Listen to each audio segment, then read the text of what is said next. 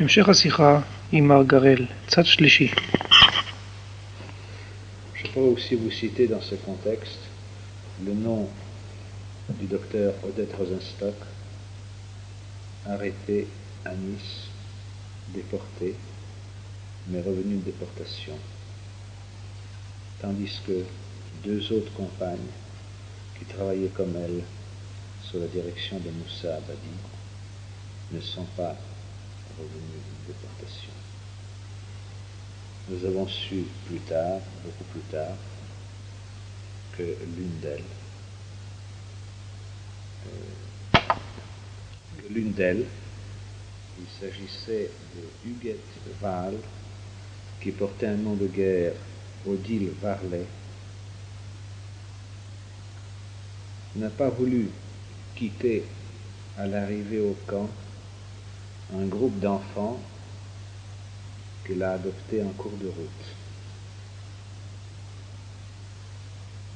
Il n'a pas voulu se séparer d'eux et il a partagé le sort qui fut le leur.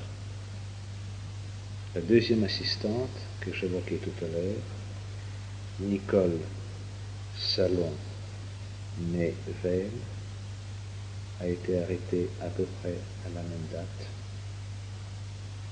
Elle n'est pas rentrée non plus. Pour vous donner une idée de ce que va pu être l'automne 43 dans le secteur de Nice après l'occupation allemande et l'installation de la Gestapo, je peux vous dire que d'autres collaborateurs des organisations clandestines, un membre de la 6e, Griffon, Jacques Weintraub du mouvement de jeunesse sioniste, Madame Meyer, Grégoire Spolensky de l'Union des Juifs pour la résistance et l'entraide, et bien d'autres militants sont tombés dans les 2 mois d'octobre et novembre 1943 dans ce secteur particulièrement exposé. Monsieur Garel, je voudrais vous poser encore 2 questions. Nous sommes déjà très près à minuit. Et la première question les 2 questions se rapportent au sauvetage par le passage des frontières. Et j'ai causé avec Monsieur Langer, il m'a raconté son chapitre. Mais il m'a dit que jusqu'au moment où les enfants étaient destinés pour le passage en Suisse, et de ce moment-là, il était en rapport et en courant de choses. Mais jusqu'à ce moment-là, il n'a connu rien. Et il m'a conseillé de vous demander quand nous causerons. Et je voudrais bien savoir comment est-ce qu'on a décidé qui entre les enfants ira en Suisse et qu'est-ce qui s'est passé après. Oui, je ne sais pas si à distance nous pourrons trouver pour tous les cas d'enfants transférés en Suisse des raisons purement objectives, mais je crois bien que dans la quasi-totalité des cas, de telles raisons existaient et étaient prises en considération. On ne pouvait pas transférer en Suisse tous les enfants, c'est clair. Il fallait donc les choisir et les choisir en connaissance de cause. Disons que le grand principe était le suivant: les enfants destinés à la Suisse étaient en principe ceux qui ne pouvaient pas être mis en sécurité dans le pays même, ni dans un placement familial, ni dans une institution. Quels étaient ces enfants? Eh bien, en premier lieu, des enfants physiquement reconnaissables. Nous en avons eu quelques-uns. Ou encore des enfants extrêmement attachés aux pratiques religieuses et se commandant mal de l'abandon de ces pratiques, abandon forcé, comme nous venons de le voir, dans le milieu qui était le leur, c'est-à-dire dans le milieu non juif. Ou encore des enfants qui était bavard, qui se coupait trop facilement, en un mot, qui jouait mal le rôle d'enfant non juif dans un milieu non juif. Ces enfants étaient donc amenés à la frontière suisse par une filière soigneusement établie. Qui vous a rapporté sur ces enfants? Pardon? Qui vous a rapporté sur ces enfants? Qui vous a donné la candidature, disons, de ces enfants?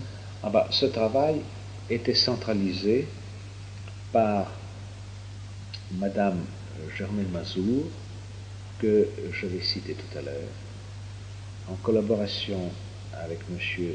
Robert Job, le secrétaire général actuel de l'OSE, et les indications individuelles étaient données par les assistantes des différents secteurs en fonction des difficultés ou des risques qu'elles entrevoyaient avec tel ou tel enfant.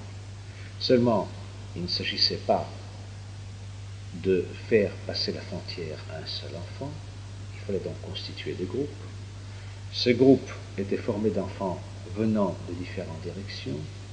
Il y avait donc une série de centres de regroupement avant d'amener les enfants au centre définitif qui était à Lyon, d'où le groupe était emmené ensuite à la frontière suisse, où Georges Loinger probablement vous a déjà esquissé les modalités de ces passages, auxquels il est arrivé souvent à donner l'allure d'une partie de plaisir, d'une sortie de scout, un jeu de ballon, etc. Parmi les centres de regroupement qui nous ont rendu d'inestimables services, je voudrais citer aussi le centre de l'aide aux mères à Saint-Étienne, qui était dirigé par mademoiselle Juliette Vidal et Marinette Guy, Non-juive, ni l'une ni l'autre.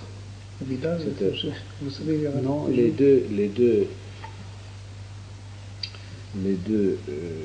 directrices de l'aide aux mères de Saint-Étienne n'étaient pas juives, et elles étaient même compagnes de Saint François, je veux dire de Saint François d'Assise, donc ayant une vie religieuse catholique intense, et nous avions vraiment l'impression, en rentrant dans leur maison, d'être chez nous.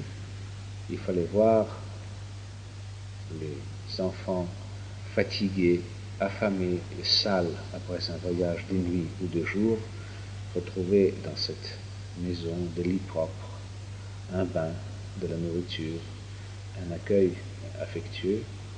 Le souvenir de nos relations avec l'aide aux mères de Saint-Étienne appartient aux souvenirs les plus réconfortants de cette époque.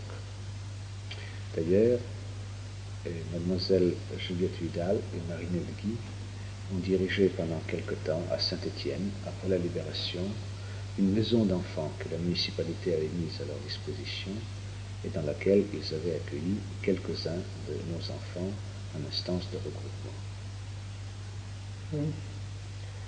Et la deuxième question que je voulais vous poser, c'est sur le sauvetage par la frontière espagnole. Est-ce que vous participez dans la décision de faire partir les enfants vers l'Espagne? Bien, nous n'avons pas mis en route beaucoup d'enfants par la frontière espagnole, c'était loin, et d'autre part, la frontière espagnole était très surveillée. À travers la frontière espagnole, il y a eu des passages d'adultes, soit de Français décidés de rejoindre les forces françaises libres qui voulaient prendre part à la guerre, soit aussi des aviateurs alliés qui ont été abattus au-dessus de la France en cours d'une mission aérienne.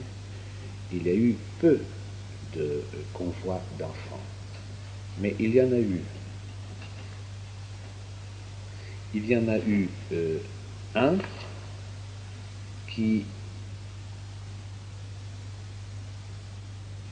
a été mis en route alors que les déportations massives se poursuivaient à cadence accélérée, c'est-à-dire en 1944, dans la dernière année de la guerre, Et lorsqu'il a paru utile d'expérimenter une filière supplémentaire venant en complément à celle de la frontière suisse. Comme je vous disais tout à l'heure, il était beaucoup plus simple, étant donné notre articulation, de faire franchir un groupe d'enfants la frontière suisse que la frontière pyrénéenne, très surveillée, impliquant une longue marche en montagne et une préparation extrêmement minutieuse. Néanmoins, un convoi d'environ 15 enfants a été mis en route sur Toulouse sous la direction de mademoiselle Elisabeth Hirsch, une assistante sociale éprouvée,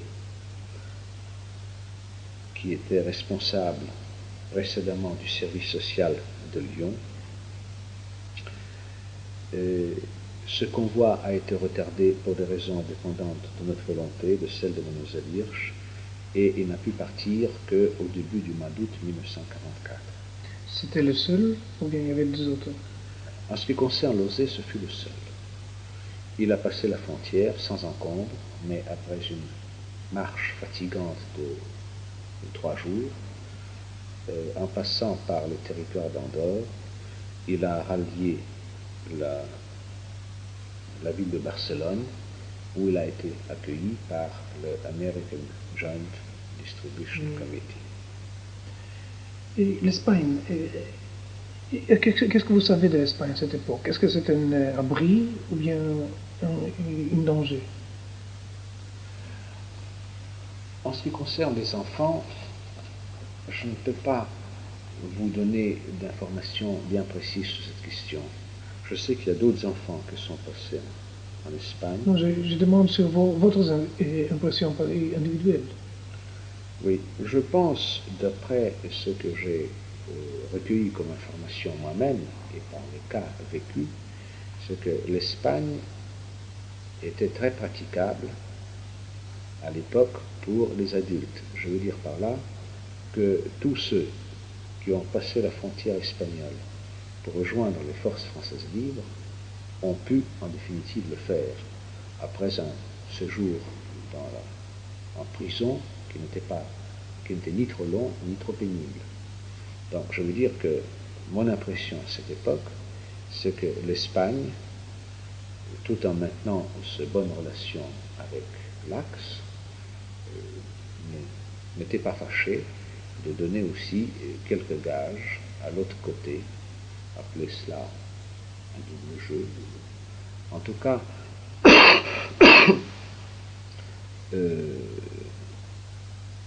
les passages en Espagne étaient possibles et plusieurs de nos relations de l'époque, françaises ou étrangères, en ont profité. Bon, je crois que je suis venu ici au bout de ma curiosité, pas au bout de vos souvenirs, je suis sûr. Je vous remercie beaucoup, Monsieur Garel, et je suis bien sûr que cet entretien aura beaucoup d'importance avec le livre qui était rédigé en 1947.